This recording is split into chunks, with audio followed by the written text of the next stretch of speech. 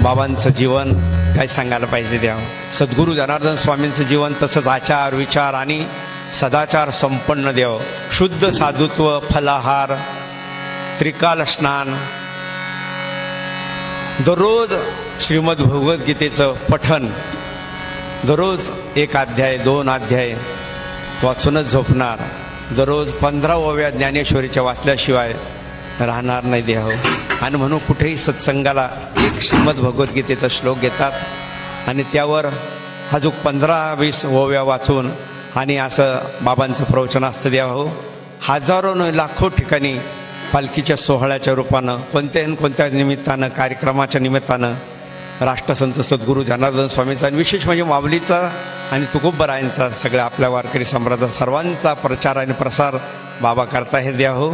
सर्व मंडळी म्हणतात वा बाबांचं खूप बाबा देवा हो. हे तपोपूत आहे. तपश्चर्याची जी वाणी असते ती आपण ऐका द्या हो.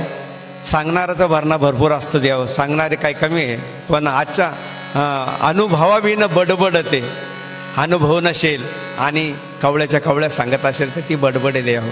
म्हणून संतांची वाणी कशी असते द्या हो, ही प्रासादिक वाणी आहे. अनेक संतांनी बाबांना वर्णन केलं की तुमची प्रासादिक वाणी देव.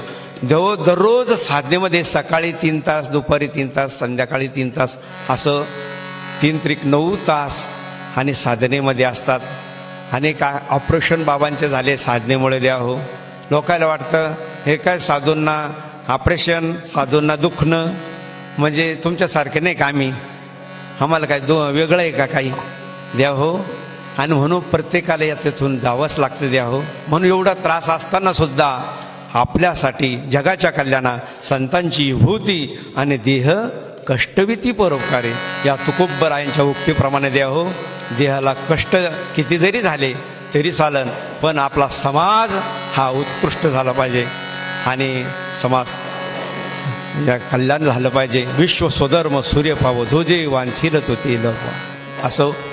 या ठिकाणी आपण सर्वांनी शांत बसून सर्व इंद्रियाचे कान करून आपण श्रवण करायचे. अशा सर्वांच्या चरणी, सर्व वारकऱ्यांच्या चरणी, सर्वांच्या चरणी दंडवत.